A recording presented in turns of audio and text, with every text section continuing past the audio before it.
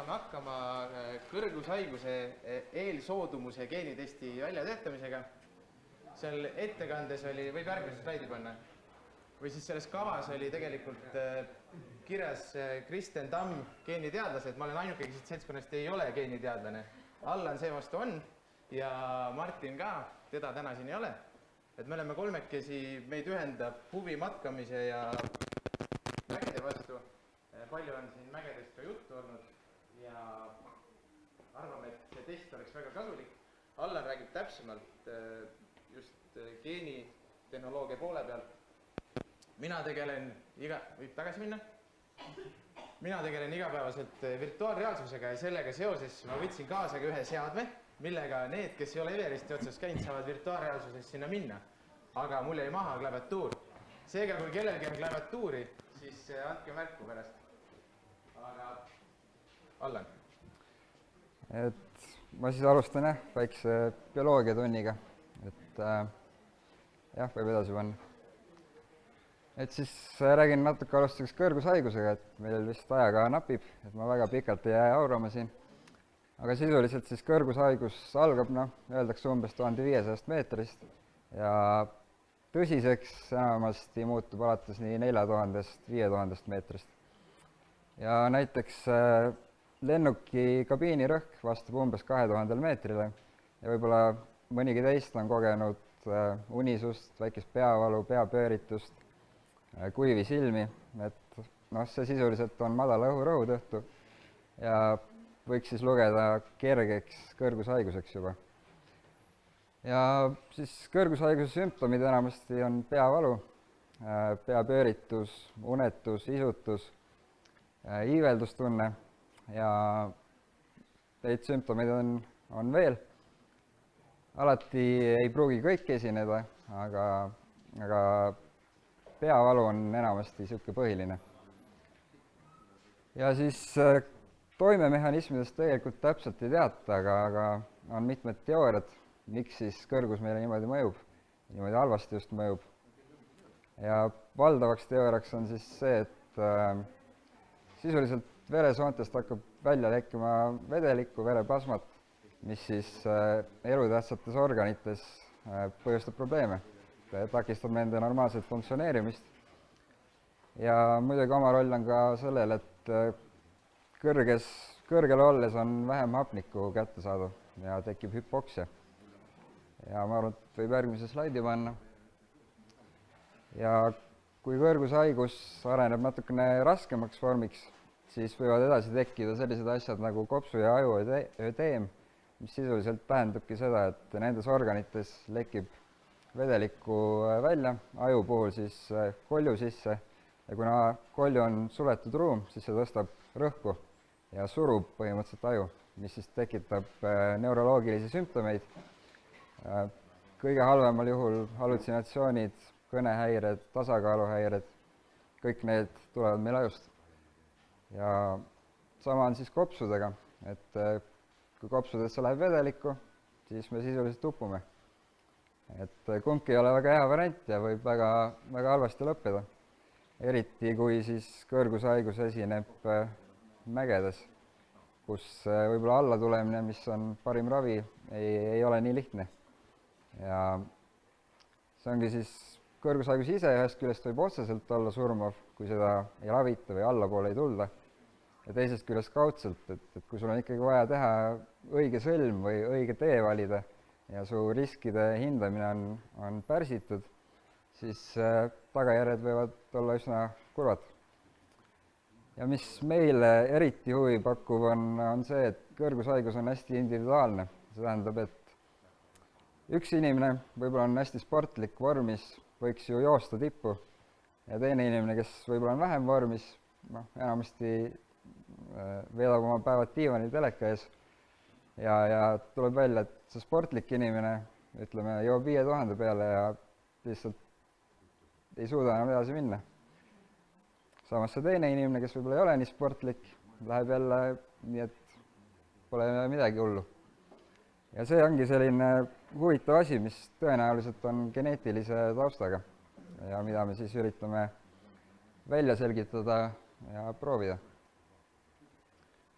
Diagnoosimisel üldjuhul meditsiinis ja teaduses kasutatakse enamasti küsimustikke, mille siis mõte on hinnata inimesel esinenud sümptomeid ja selle põhjal diagnoos panna. Üks selline põhiküsimustik on Lake-Lewisi küsimustik, mida siis on erinevates variantides modifitseeritud ja samuti kasutatakse erinevaid verenäitajaid, aga ikkagi põhiline on see küsimustik. Ja praktikas ilmselt mitmed teist ka on kogenud, näinud, kuulnud kõrgushaigusest, et seal ongi sisuliselt nii palju, kui teatakse, et peavalu ilmselt on, kui on halb olla, siis võiks alla minna ja see ongi sisuliselt praktika.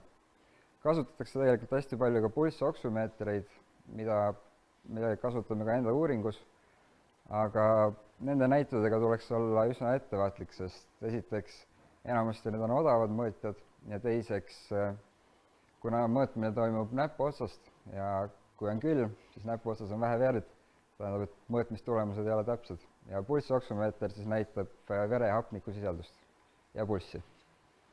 Aga see on niisugune hea kerge vahend, mida on hea Mäkke kaasa võtta ja võib-olla on huvitav jälgida ka ja tihti võib näidata õigesti ka. Ja ennetamise puhul põhiliseks on ikkagi aklimatiseerumine. Siin matkadest on räägitud ka, kuidas minnakse järk-järgult kõrgemale ja hästi levinud mägimatkajate hulgas on ütlused climb high, sleep low ehk siis teisõnu magad madalamal, vahepeal päeval käid ülevalpool, siis tuled tagasi alla magama, mis tundub, et on üsna hea praktika ja töötab päris hästi. Ja soovitus on ööbimistega tõusta päevas 3–600 meetrit korraga. Tihti ilma või muudel asjaoludel lükatakse enda piire ja seda võidakse eirata, aga see on selline üldine soovitus.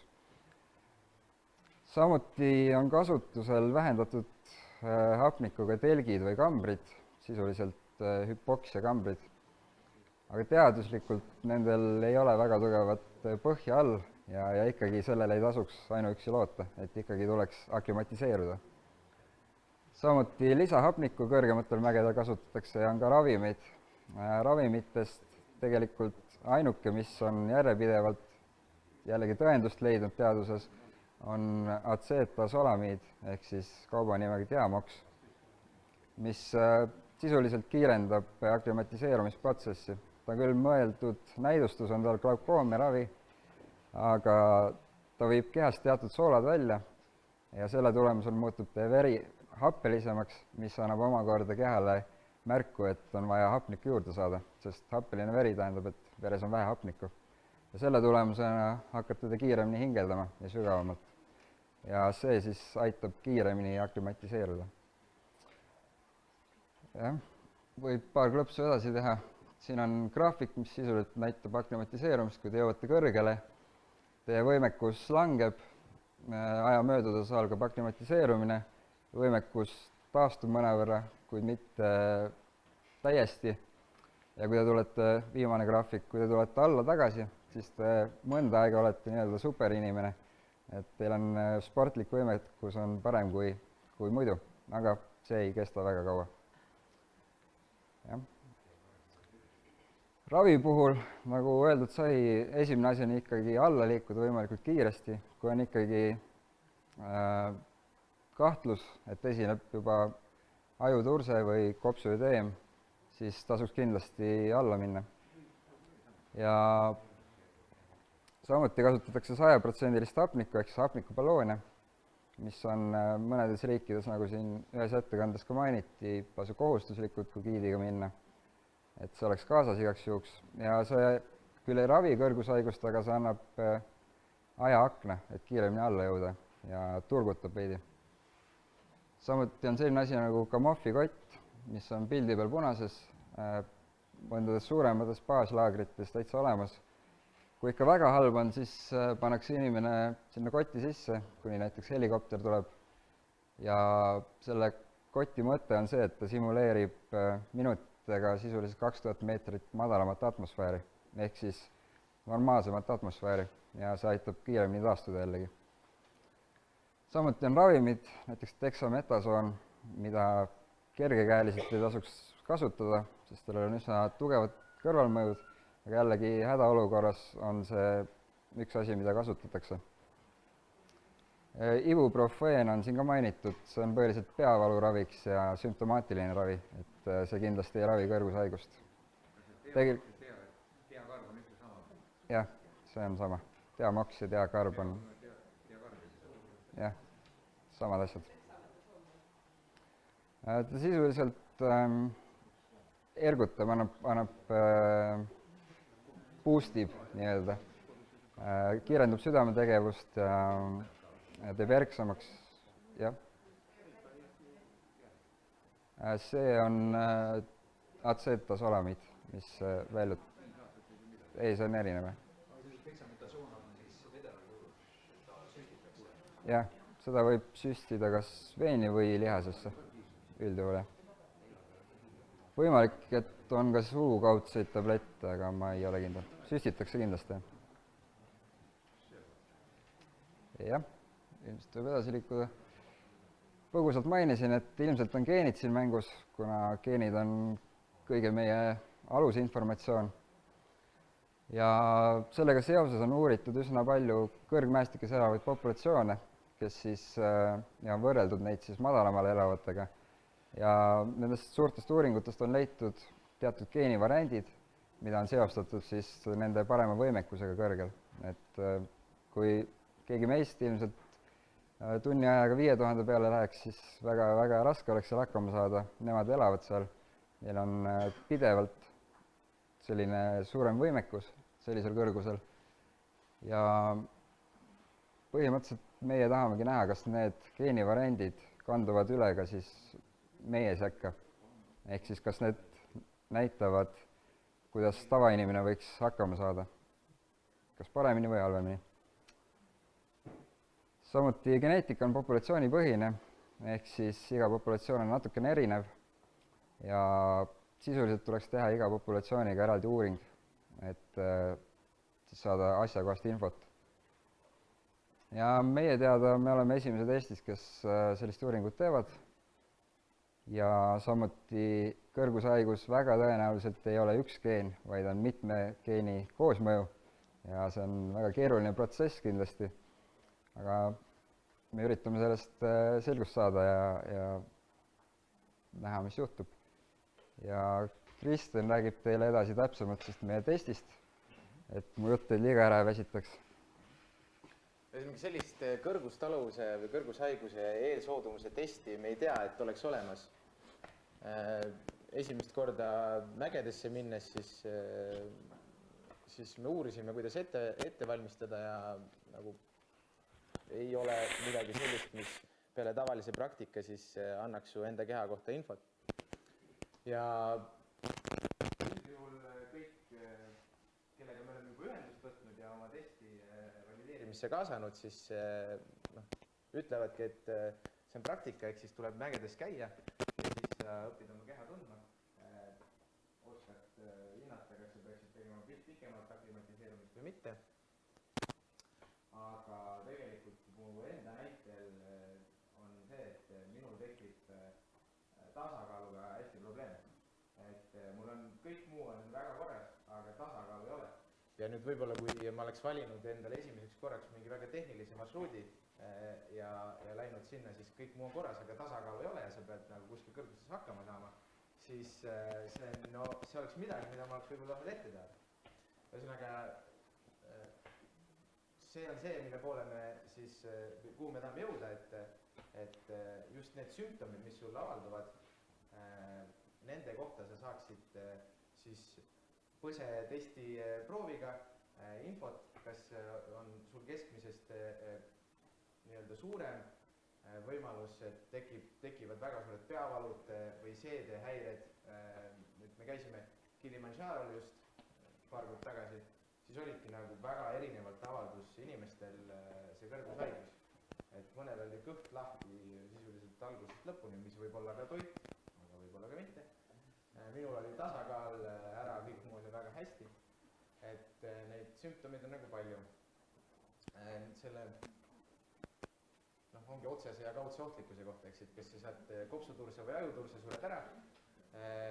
Kaudne ohtlikkus sul on kõrgushaiguse tõttu tasakaal on väga kehv, sa eksid ja siis kukud alla kuskilt või veel hullem tõmbad oma köiskonnaga kaasa. Ja ekstreemtingimustes on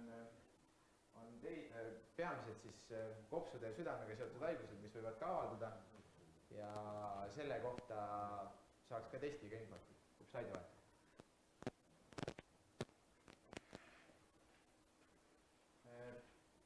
Ja siis ütleme, selle testi peale saab panna või testi tulemusi, siis võiks saada sealt infot toidutaluvuse kohta, sportliku võimekuse kohta, aga ütleme, et see, kus meil see idee tuli, ongi siis kõrgustaluvus on see peamine, eks.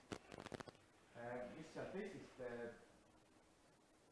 veel saab välja lugeda, on info ettevalmistuse kohta, võib-olla kust saada, mis teste teha, mida uurida just täpselt enda keha puhul ja kuidas tegutseda, kui ilmuvad mingid teatud kõrgushaiguse sümptomid. Edasi panna?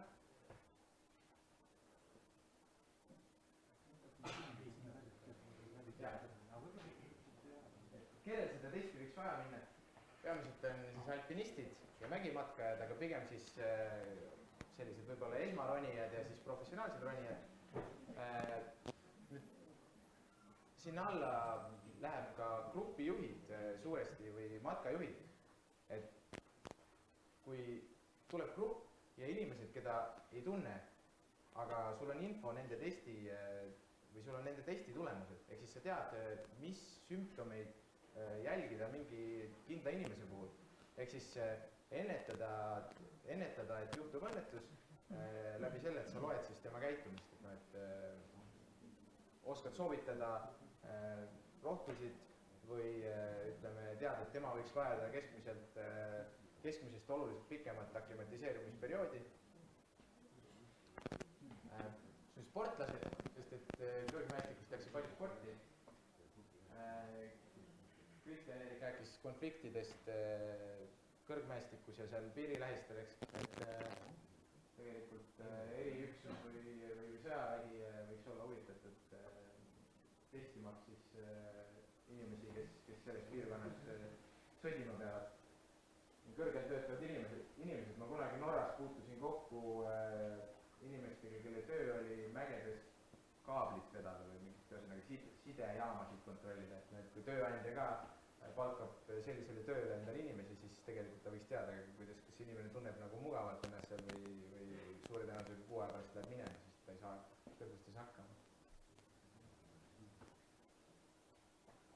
Kuidas me valideerime seda testi, on see, et me teeme teadusuuringu Eesti mägironijatega ja siis ka harrastusronijatega, kellega me saame kontakti läbi matkajuhtide. Ja sisuliselt me kontrollime, kas nende kogetud sümptomid vastavad siis geenimustrile. Panna järgmine slaidi. Nüüd klõps. Et on osaleja, ta täidab küsimustikku, osad teist on seda juba teinud ja küsimustikus selgub, kas tal on parem kõrgustaluvus või kehvem kõrgustaluvus, siis ta läheb geenidoonoriks ja veel üks klõps. Kõmm. Ja siis me saame teada, kas see geenimuster siis vastab nüüd, kas seal on korrelatsioon siis nendele sümptomitele. Me alustasime sellega veel paar korda. Jah, väga hea. Et me alustasime 2017, et käisime mägedes, kas saaks, oleks võimalik, eks. Ja siis mõtlesime, et aga me proovime.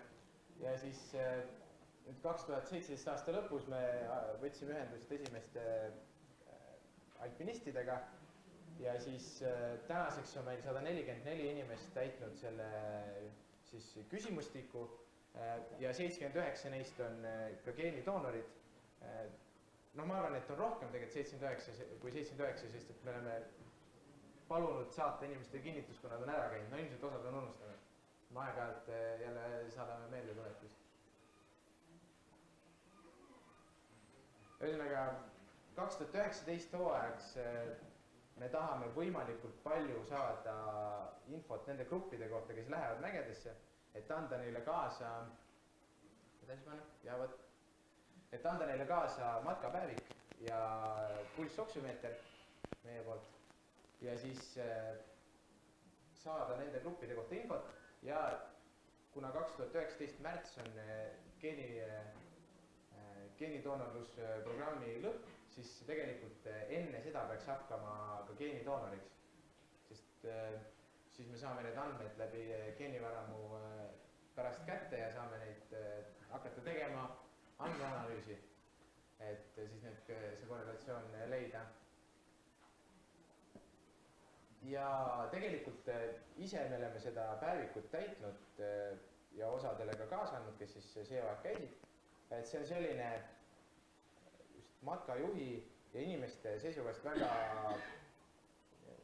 teretulnud tegevus, ütleme, et puhke ajal sul on päevik, sa täidad, igaüks võrdleb, on ju, see on natukene nagu põnev ka, nad mõõdad näpu otsast, oh palju sul oli, mul on 84 koha, ahaa, eks. Et ja siis, mis sul see peaprioritus on, mul number 2, mis sul on, mul on 3. Et natukene nagu tagasisidestab grupis ka või paneb mõtlema, et tegelikult nagu sa panedki sinna selle numbri, et kurat, et mul on täitsa paha olla. Ja ütleme, et mis me leidsime siis tegelikult, kui selle pulssoksümeetriga sai selle tulemuse kätte, siis oli väga täpselt korreleerus sellega, mis enesetunne oli. Mul oli tipus SPO 68 ja ma ütlen, mul oli siuke tunne nagu pudeli viina ära joonud ja nagu püüdnud mööda linti käia. Ei tulnud väga välja.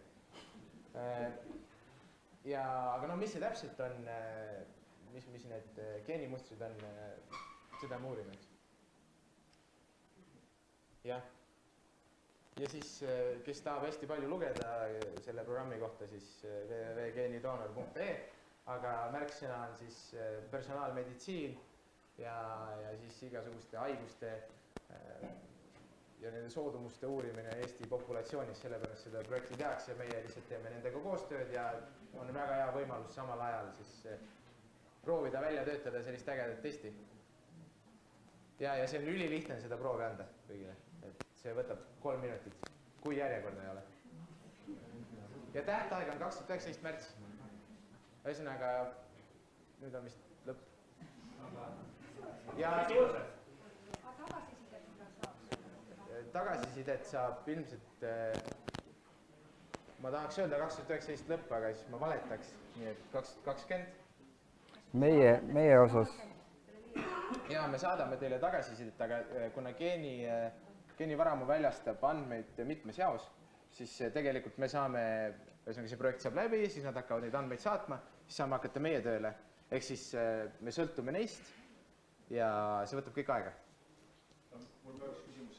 Kas teil võrdlusbaasiks on mingi kõrgmäged elanike inimest geeniproovid ka? Ei ole. Me kasutame seda infot, mida on nagu leitud nende populatsioonidega. Et me tahamegi näha, kas need, mis nendel kõrgmäestiku inimestel on olemas, kas need tõrgenduvad üle ka meile Eestis. Ka võimalus, jah.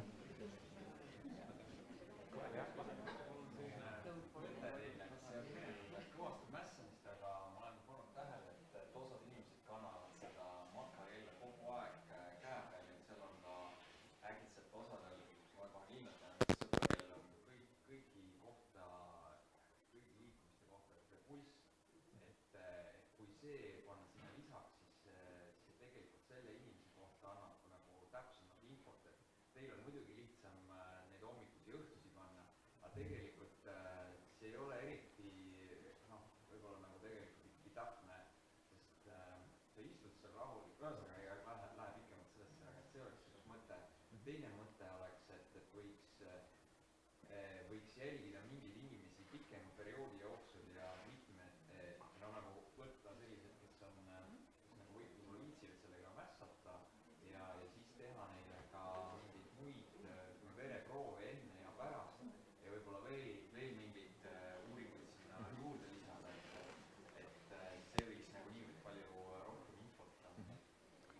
jah, me oleme mõelnud sellele ka, jah.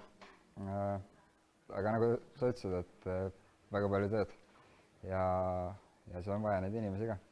Aga mõte on... Üks väike küsimus, mida te võite öelda meie kogenud mägimatkajate järeltulijate kohta?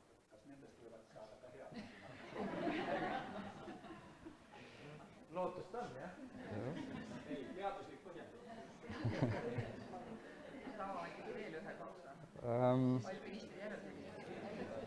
Geneetiliselt, ma arvan, see ei ole seos.